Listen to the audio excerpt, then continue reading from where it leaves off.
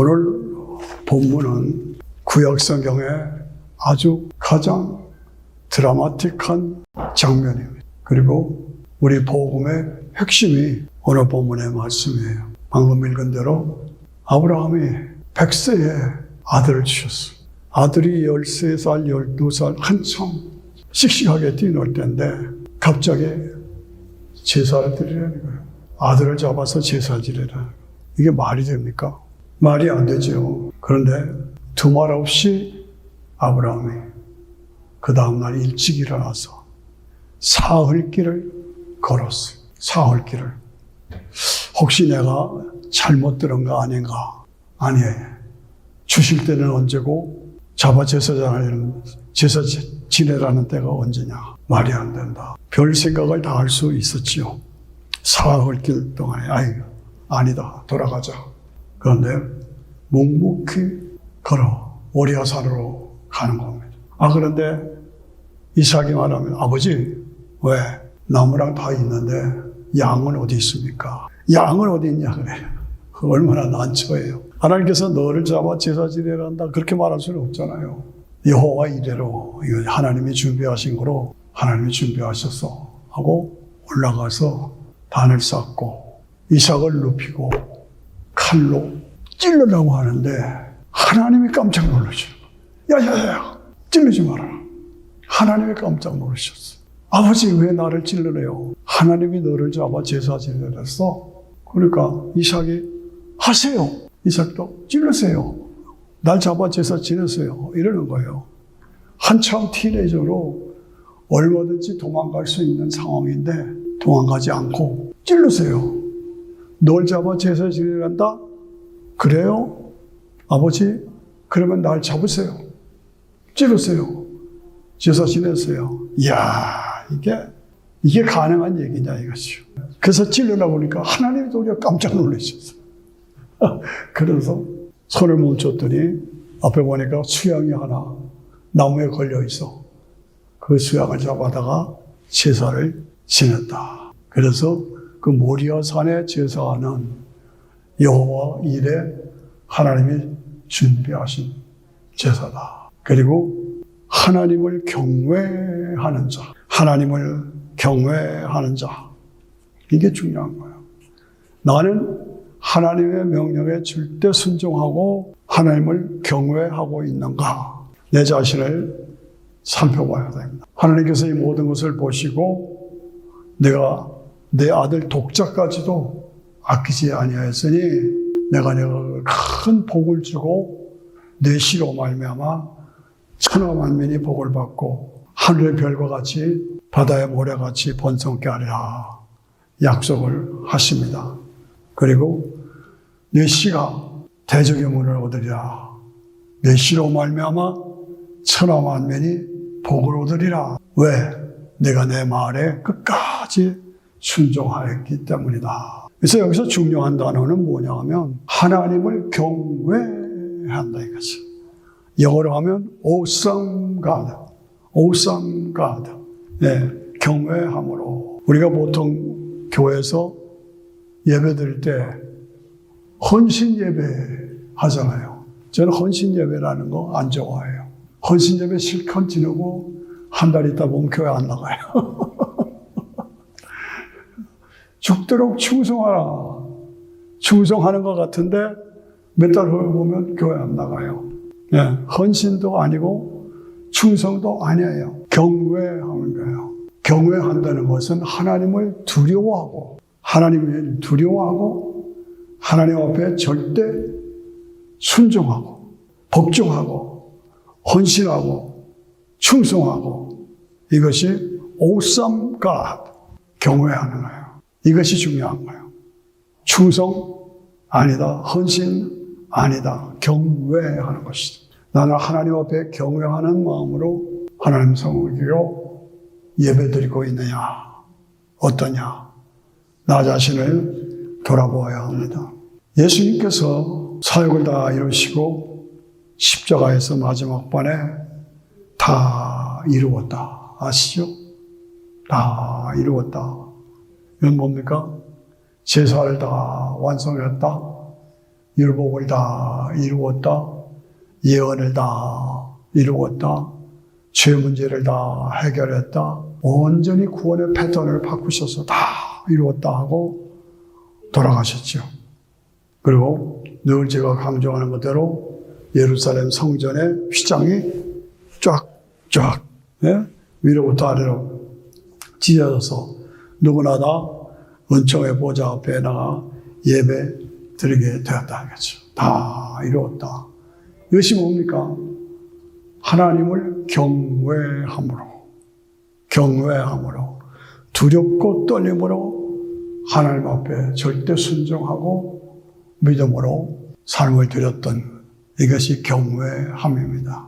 예수님께서 십자가에 죽으시고 부활하시고 승천하실 때 감람산에서 승천하시면서 성령이 너에게 임하시면 너희가 권능을 받고 예루살렘과 온 유다와 사마리아와 땅 끝까지 이 복음을 전파하라.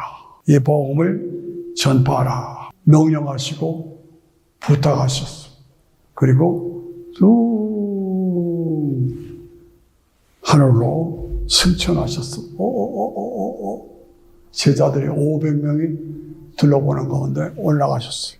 옆에서 천사 둘이 갈릴리 사람들아 어찌하여 위를 바라보느냐? 이 승천하신 예수님은 너희가 본 그대로 다시 오시리라 약속하셨어요. 제가 이 말씀을 종합하면 기독교 역사는 아브라함과 이삭과 같이 모리아산에 하나님을 경외하는 사람들, 하나님의 마음을 감동시킨 사람들, 이 사람들이 복음의 영웅. 그래서 11 제자들이 모두 다 하나같이 순교합니다. 11 제자들이 다 순교해요. 하나님을 경외함으로. 사도 바울이 다메섹에서 예수님을 만나고 로마로 가서 목자력 순교합니다. 기독교 역사는 개혁자들의 투쟁의 역사예요. 아브라함과 이삭과 같이 모리아산에서 하나님을 경외함으로 드렸던 그 투쟁의 역사가 기독교 역사다 그 말이에요. 로마에서 카타콤에서 300년 동안 신앙을 지킨 성도들은 어떻게 해서 그렇게 이루어졌느냐? 하나님을 경외함으로 이것이 이루어진 사건이다 하는 것을 볼 수가 있습니다. 313년에 콘스탄틴 대제가 기독교를 국교로 세운 이후 로마 교황청이 신설되고 그래서 성직이 타락하고 그 이후로 수많은 개혁자들이 로마 교황청과 왕들과 대결해서 싸웁니다. 종교개혁을 위해서 싸웁니다. 그래서 이 싸움은, 종교개혁자들의 싸움은 모리아산에 하나님을 경험하였던 아브라함과 이삭의 그 경외함의 싸움이었어요. 저는 그것을 강조하는 것입니다. 마틴 루터가 1517년에 95개 제형을 내걸고 생명의 유업을 무릅쓰고 종교개혁을 이루기 위해서 당시 교황청과 싸우고 대결했어. 이것은 모리아산에 아브라함과 이삭과 같이 하나님을 경외함으로 이루어진 싸움이에요. 칼빈은 불란서의 종교개혁자들이에요. 기독교 강론을 발표하면서 개혁의 선두에 서서 씨름합니다. 성경을 주석하면서 로마 교황청과 몸으로 싸우죠. 이것은 뭡니까? 모리아산에 아브라함과 이삭의 하나님을 경외함으로 싸웠던 싸움이다 그 말이죠. 저는 한국어 복음을 심어준 선교사들을 잊지 못합니다. 토마스 선교사 아시죠?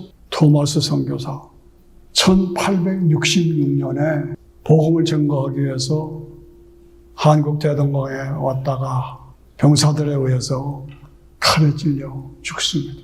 한국에 온 첫 순교자예요. 그때 칼에 찔리면서 죽으면서 성경을 집어던집니다. 전해줍니다. 그것이 1866년도 사건이에요. 한반도의 첫 복음의 시작이 바로 거기서부터 시작된 거예요. 그 성경을 칼을 찔렀던 박춘권이라는 사람이 그걸 봤습니다. 이 성경이 뭔지를 모르니까 그냥 가다 뒀다가 한 20년쯤 흐른 후에 평양의 여관집에 성경을 찢어서 벽지로 발랐어. 그 스토리 아시죠? 벽지로 발랐어요.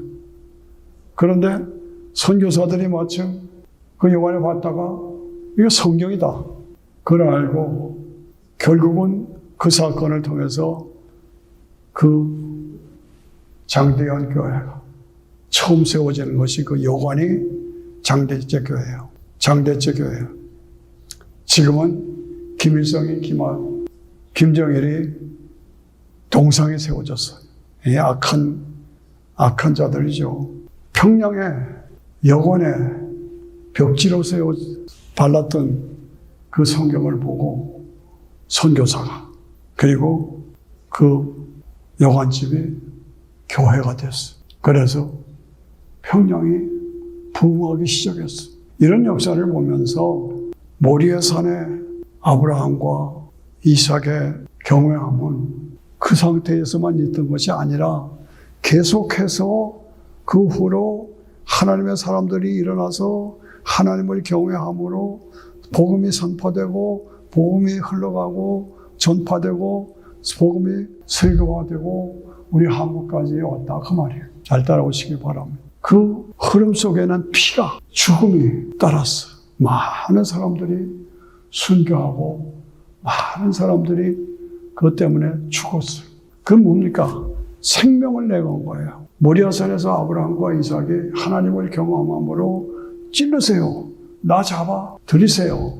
이것은 죽음입니다. 그런데 그 가운데서 다시 살리셨어요. 마찬가지로 그 유럽의 종교개혁자들이 그리고 한국으로 온 선교사들이 자기 생명 내걸고 하나님을 경외함으로 피를 흘리면서 복음을 전한 우리가 그것을 알면 눈물만 흘려.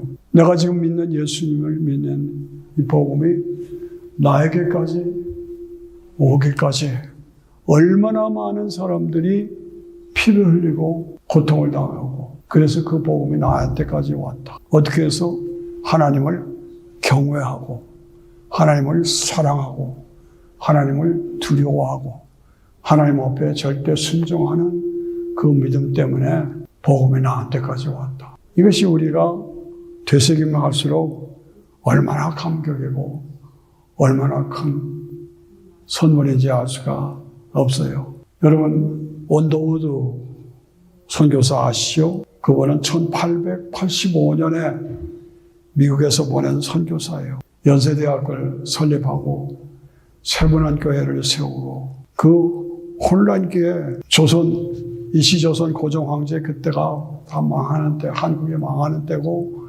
일본의 식민지가 되는 그때에 그냥 혼란한 때에 복음을 전하고 선포해서 원도우드 선교사 한국을 복음화시키는데 제1등 공신 아시죠? 최초의 선교사예요. 왜? 어떻게 해서? 목숨을 걸고 하나님을 경외함으로 그 선교사역을 감당해서 한국을 오늘 위대한 선교의 나라로 세웠다 이거죠. 그것입니다. 아펜셀라 여러분 아시죠? 아펜셀라 우리가 잊지 못할 또 하나의 이름이 아펜셀라. 입으로 외워보세요. 아펜셀라. 원더우드 토마스 선교사 원더우드 선교사 아펜셀라 선교사 이들이 목숨을 걸고 복음을 전해서 왜 어떻게 하나님을 경외함으로 아브라함과 이삭이 하나님을 경외함으로 자기의 삶을 드렸어. 죽은 거나 마찬가지예요. 그러나 하나님께서 깜짝 놀라셔서 너 대신 양을 잡아 제사 지게 하셨던 그 경외함, 하나님을 경외하고 절대 순종함으로 우리에게 모델이 되고 모범이 됐어. 그것이 유럽을 통해서 그리고 한국으로 선교사들이 들어와서 오늘 한국에 오늘 우리가 예수 믿고 구원받고 이것이 보통 이루어진 사건이 아니다는 얘기를 제가 강조하는 것입니다. 아펜셀라 선교사는 40대 초반에 복음 때문에 군산으로 가다가 배가 부딪혔어. 그래서 배가 물에 빠지게 됐어. 헤엄치고 나오다가 어린 소녀, 여자아이가 물에 빠져 허우적거리는 것을 보고 그 여자아이를 건져주고 자기가 대신 죽었어. 누가? 아펜셀라가. 어떻게 이런 일이 있을 수가 있는가? 이야, 감격이죠. 42살에. 그게 아펜셀라요. 그런 역사를 통해서 한국이 복음화된 하나님을 경외함으로 두렵고 떨림으로 하나님을 섬기는 자로 자신을 드렸다고 하죠. 한국의 영등포에 가면은 여러분 외우세요. 양화진이라고 있어요. 양화진. 이름 들어보셨죠? 한국에 와서 선교하다가 죽은 선교사들, 가족들, 공동묘지가 양화진에. 부산에도 그런 무덤이 있어요. 어린아이들도 있고 젊어서 죽고 다 한국을 복음화시키기 위해서 자기 생명을 다 바쳤어. 왜? 어떻게? 하나님을 경외함으로. 나를 잡으세요. 하나님이 너를 잡아 제사 지내란다. 바치세요. 찔르세요. 하나님이 깜짝 놀라셨어. 내가 하나님을 경외함으로 이 말이 중요합니다. 나의 신앙은 거기까지 갔느냐? 경외함의 신앙. 두렵고 떨림으로 하나님 말씀에 절대 순종함으로 생명까지 드리는 그러한 삶이 나에게 이루어지고 있느냐. 왜?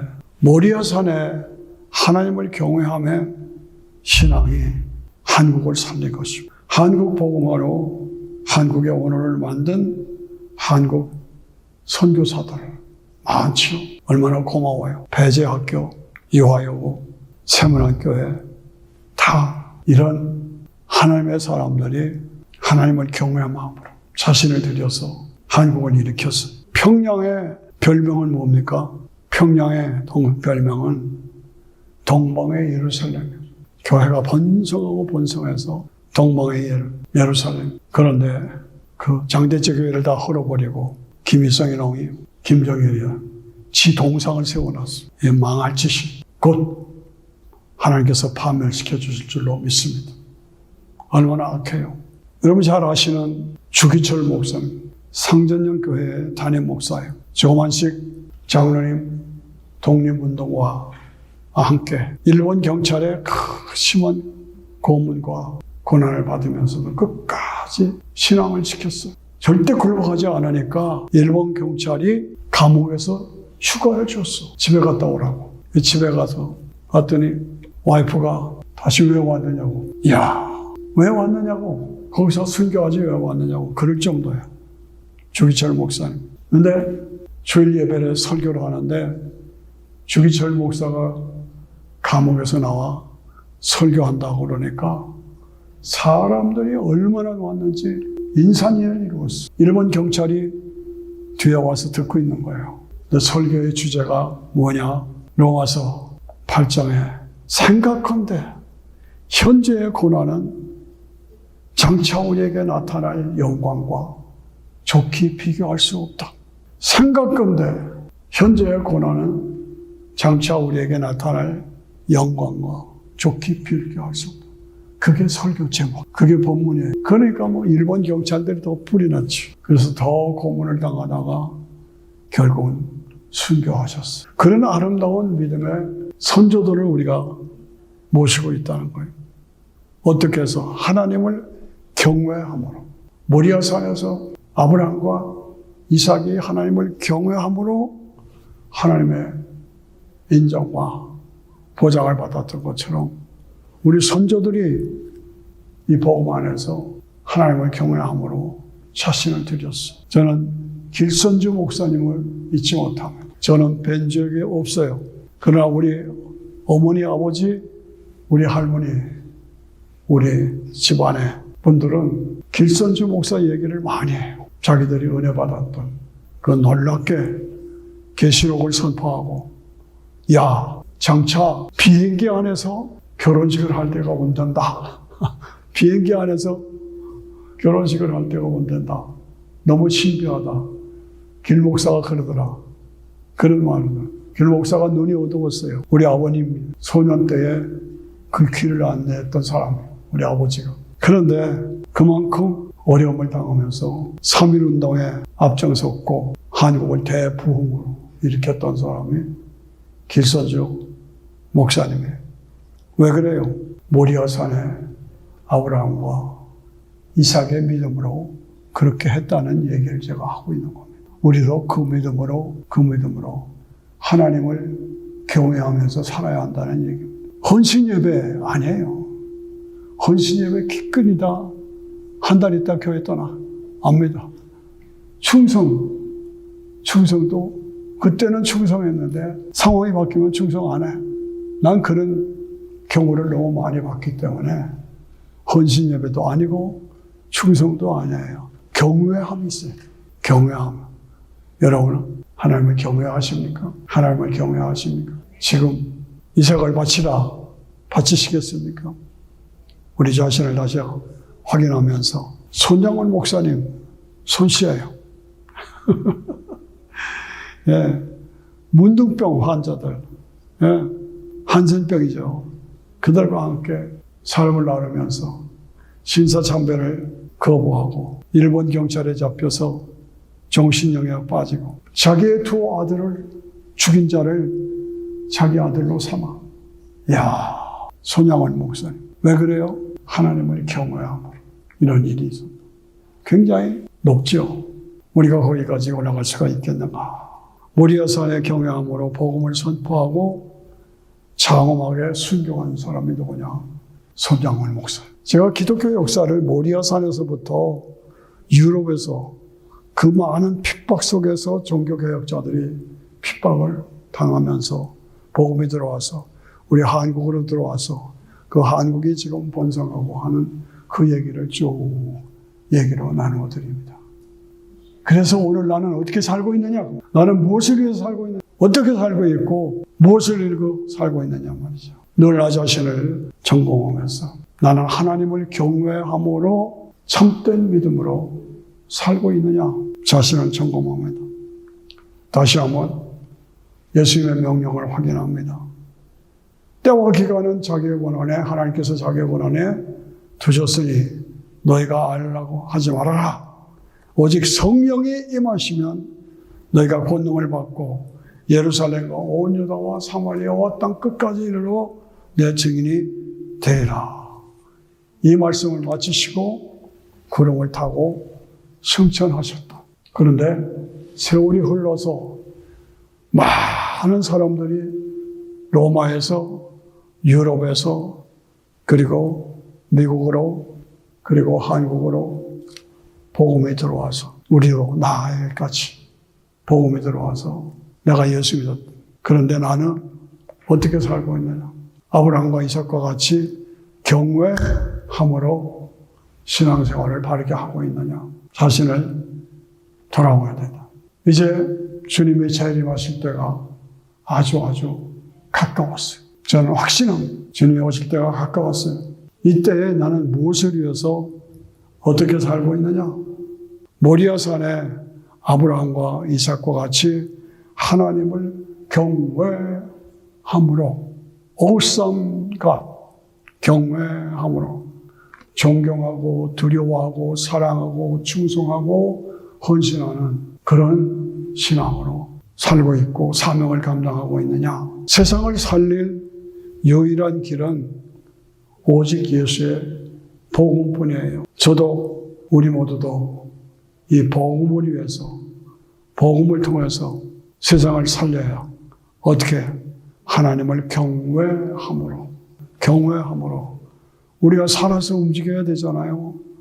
저는 참 안타까워하는 게 제가 여러분들을 얼마나 더 섬겨야 할지 하는 게 늘 고민입니다. 제가 3년이 넘었는데 자리가 너무 비잖아요.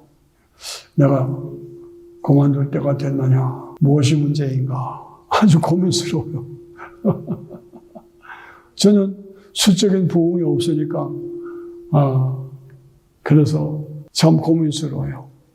여러분들도 같이 기도하면서 교회가 인력이 넘치고 영력이 넘치고 물력이 넘침으로 경외함으로 하나님 나라를 세워가고 영혼을 구원하는 사명을 감당해야 할 줄로 믿습니다. 그를 위해서 제가 이번에 책을 썼어요. 이 책, 기독교 복음의 핵심은 448, 50이다. 이 책이 왜 필요하냐? 복음이 다 무너졌어.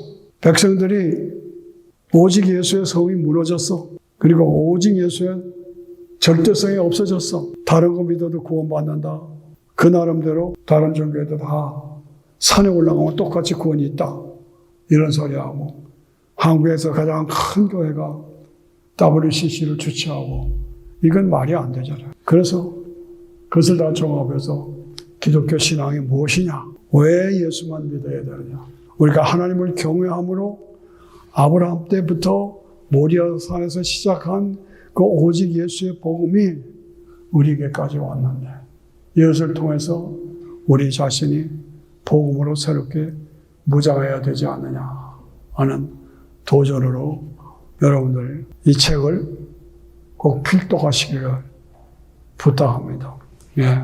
그리고 많은 사람들에게 전도 여행으로 기독교 신앙이 무엇이고 신학이 무엇이고 성화가 어떻게 살아야 되느냐, 성화가 무엇이고 우리에게 주는 사명이 무엇이고 우리 다시 한번 확인하면서 나도 하나님을 경외함으로 사명을 감당하는 자로 살겠습니다.